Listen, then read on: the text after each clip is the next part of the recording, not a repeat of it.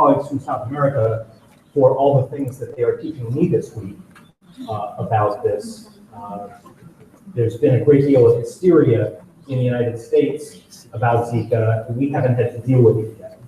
And I'm going to address some of the ways that we're approaching it from the particular availability of resources in the United States. I will try very hard as I speak now to remember to say United States.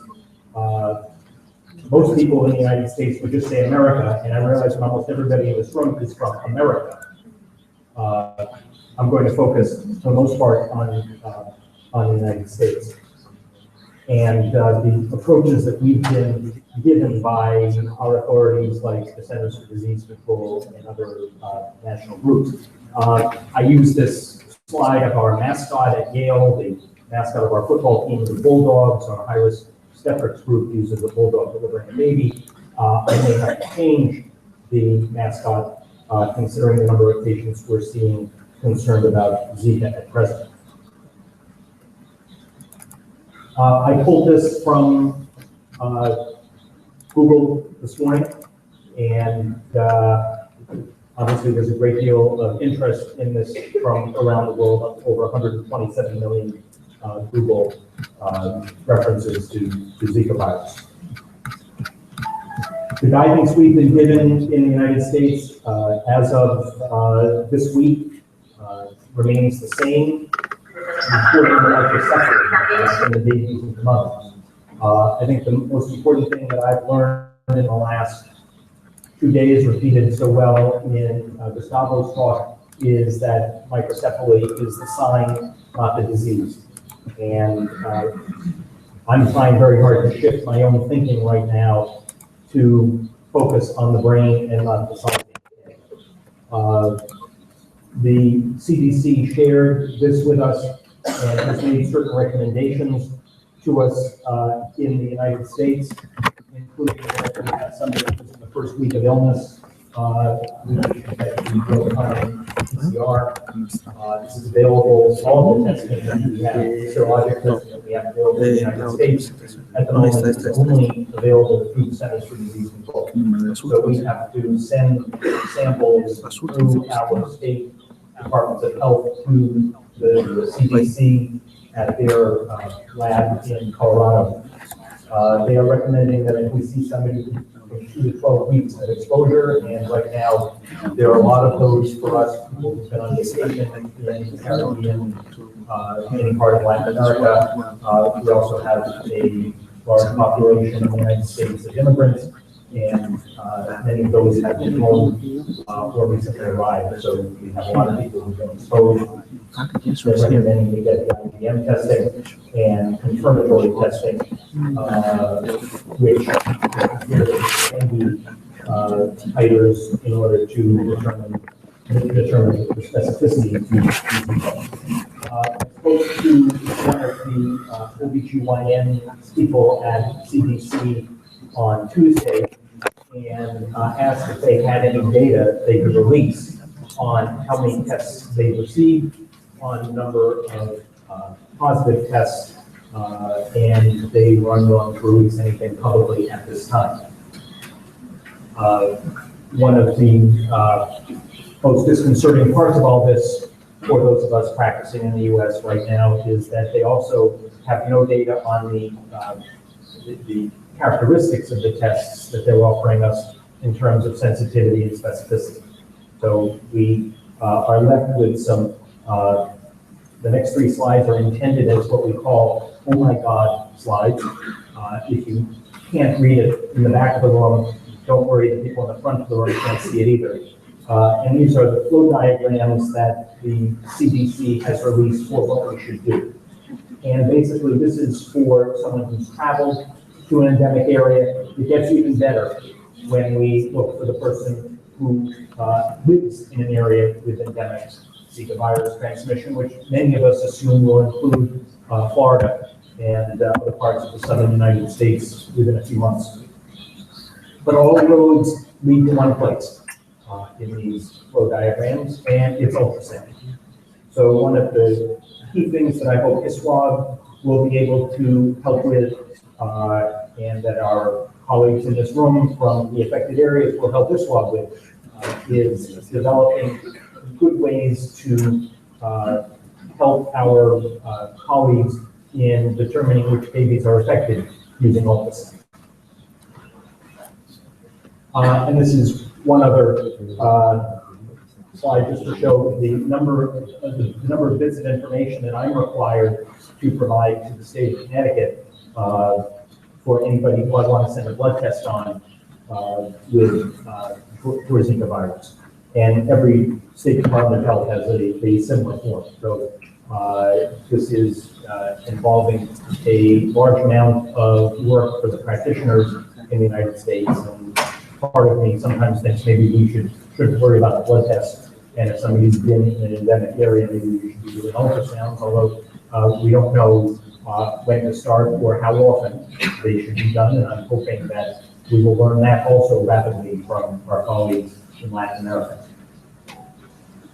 Finally, just one other point that I thought was interesting in terms of the social impact of these infections, having just been delayed on a flight myself due to a snowstorm a couple of weeks ago. I checked the major airline sites in the United States to see what they are telling the pregnant women in terms of travel, because airlines tend to want to keep the money whenever they can and charge lots of money to change tickets.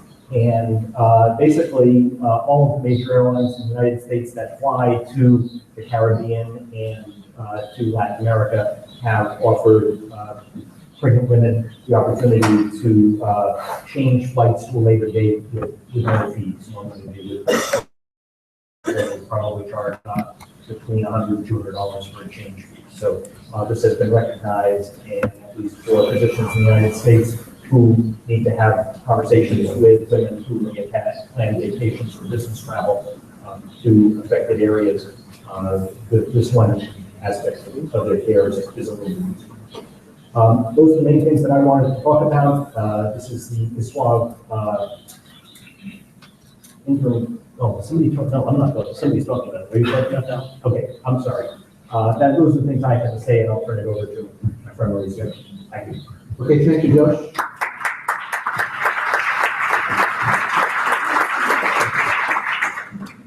Realmente estamos sobre el tiempo. Quiero decirles que estamos muy contentos por el gran impacto global que ha tenido la transmisión.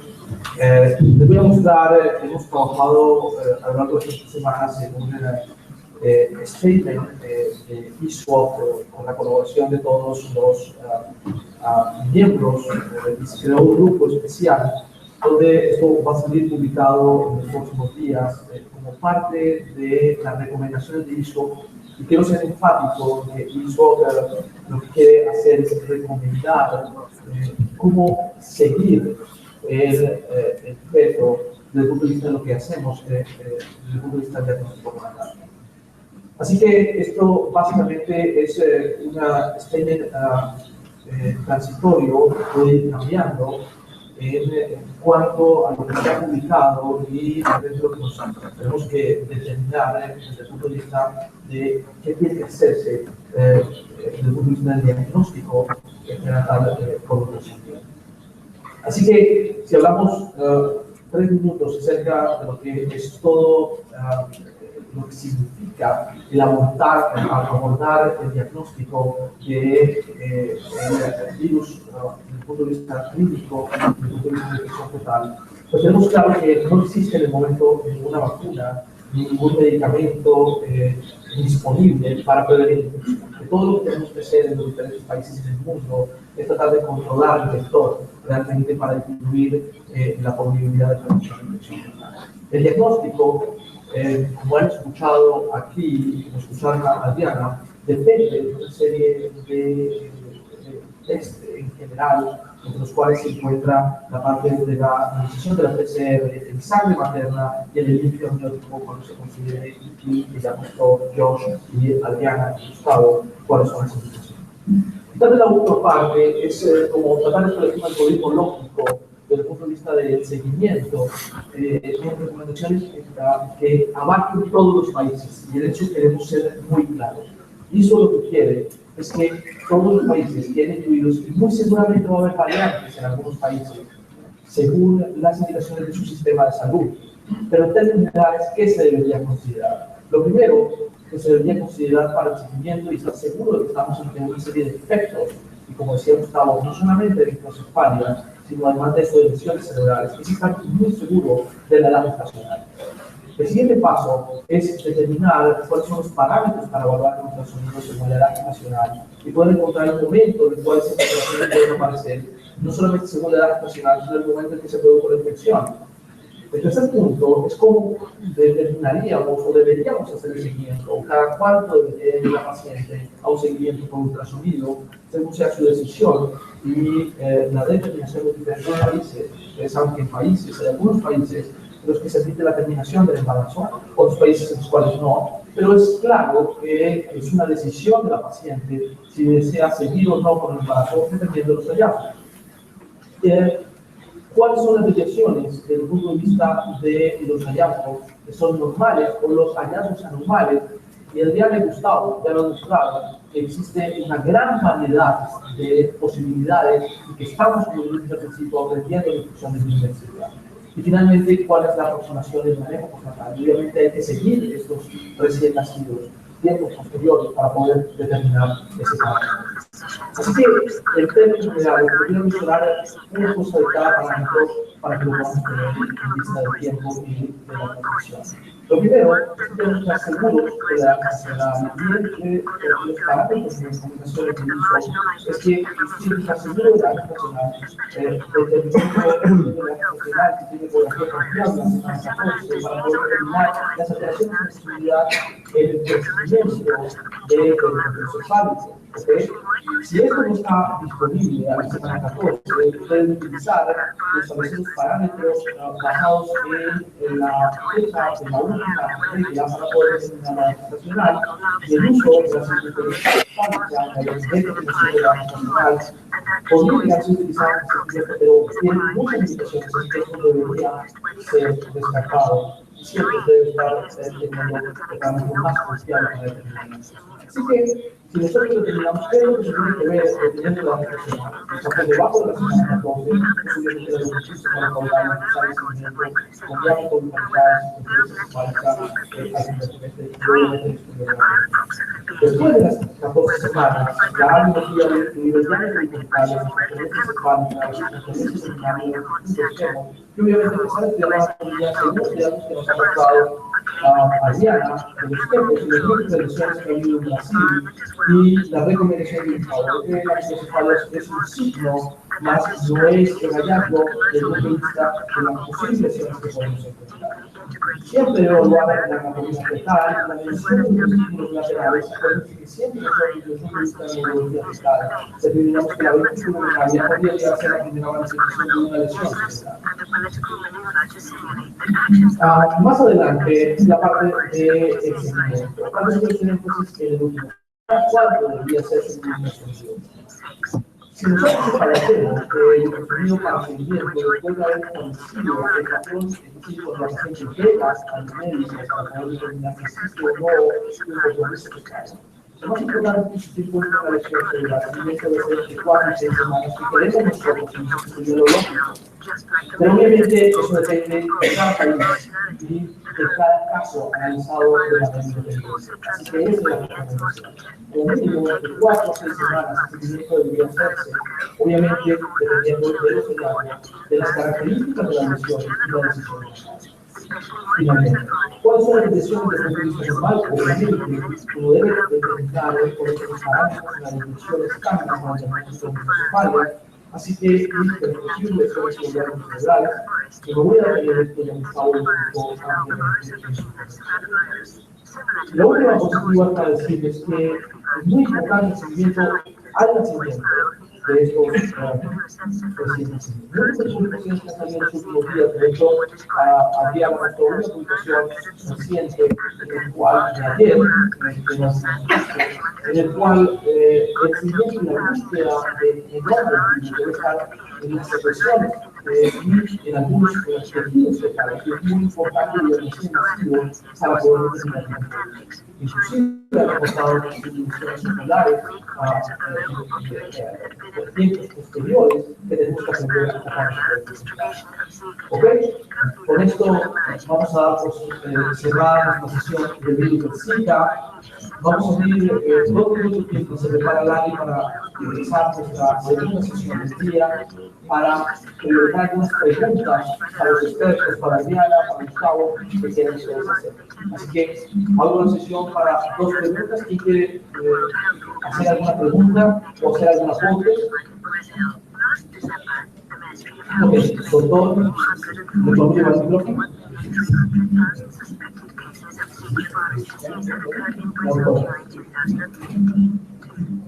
Gracias, doctor. Buenos días.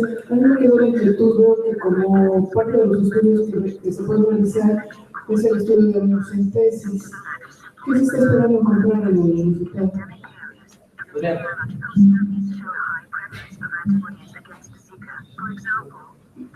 La pregunta es, de la doctora, ¿qué se está esperando encontrar en el estudio de la amniocentesis? No sé si se puede explicar. ¿Qué es lo que se está buscando? Primeiro, nós buscamos os agentes causadores já conhecidos, como citomegalovírus, toxoplasmose, foi analisado em todos. Segundo, buscando a resposta sobre qual vírus, porque a pergunta no Brasil por muito tempo foi por que só no Brasil? Então, a gente tem que saber qual era a origem, se o vírus era Zika, se o que estava circulando no país era o asiático, o africano. E o grande dificuldade desse vírus, se vocês vão ver, não é fácil de achar. Todos os nossos recém-nascidos, com exceção de um, que foi a óbito, marcou glicose, os resultados não negativos para PCR. Então, a gente acha que o vírus entra na mãe, passa a barreira, causa lesão, e depois o sistema imunológico da mãe dos pés combate. Então, não foi fácil, nos vários, Pernambuco tem, quantas crianças nascidas em Pernambuco? Por arriba de 400. E PCR no líquor, e sempre não queria negativo. Então, é uma busca de resposta. Muy bien. Gustavo, Pedro. El doctor Pedro Inés es de Brasil, y él, junto con Adriana, han sido los que han visto la mayoría de los pacientes con alteraciones cerebrales cognitivas con Me gustaría decir un testimonio de este momento tan importante para nosotros que venimos de Brasil, especialmente de la región nordeste, donde está ocurriendo este problema de gran magnitud. Los casos son muy difíciles de acompañar porque es muy difícil el acceso de los pacientes para los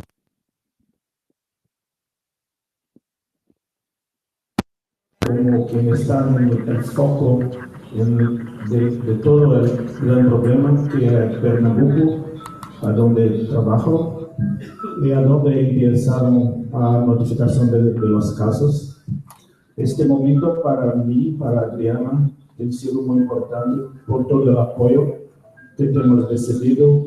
Un agradecimiento especial a los chilenos y al profesor Mellinger, pues con este apoyo es posible que tengamos algún vislumbre de cosas que vengan a nos ayudar a combatir esta tragedia que se abateu en nuestro país, especialmente en nuestra región. Gracias para la ISUAB y al profesor también. Obrigado. Gracias. Una última pregunta para Gustavo y para Adriana. Y es lo que está pasando en el mundo y lo preguntan en la sala. En Colombia es el segundo país reportado por la Organización Mundial de la Salud como más mujeres embarazadas comprometidas con el virus del Zika. Y en Centroamérica está pasando también lo mismo desde el punto de vista de la infección. Pero no hemos encontrado la microcefalia, con las características que lo hemos hecho. He compartido contigo, Gustavo, los reportes del Ministerio de Salud colombiano y algunos otros países que nos envían, y no hemos encontrado la microcefalia. ¿Cuál es la explicación? O las lesiones cerebrales en y que están escuchando en varios países del mundo. ¿Cuál es la explicación para eso? ¿Y cuándo, en coordinación, la podíamos empezar?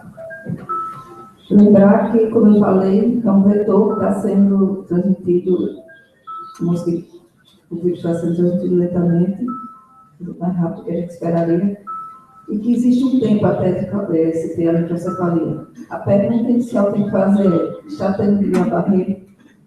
Está tendo, os adultos jovens estão tendo distúrbios neurológicos diferentes, estranhos, com perfil arrastado, grave. Se tiver, aguardem que a microcefalia vai aparecer 2 ou 3 meses no professor, passar para o professor médico de voz. 2 o 3 meses, ok. Bueno, Gustavo, ¿vas a decir algo? O sea,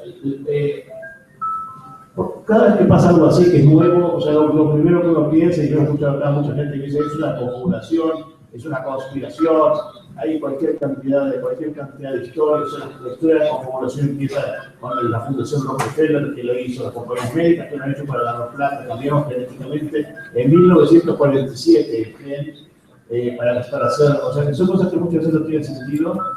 La confirmación de que no es una configuración dentro de Brasil, que va realmente a aparecer en otras partes del mundo, es que ya ha habido casos reportados de daño cerebral fetal en otro continente. O sea, Adriana lo mencionó rápidamente, pero bien que hay otro continente que se ha reportado y en un futuro próximo van a aparecer las publicaciones. En el momento que aparezcan las publicaciones, vamos a ver que no es algo propio de Brasil, no es el plomo, ni las citoquinas que usaron, el cambio genético, sino que no es una enfermedad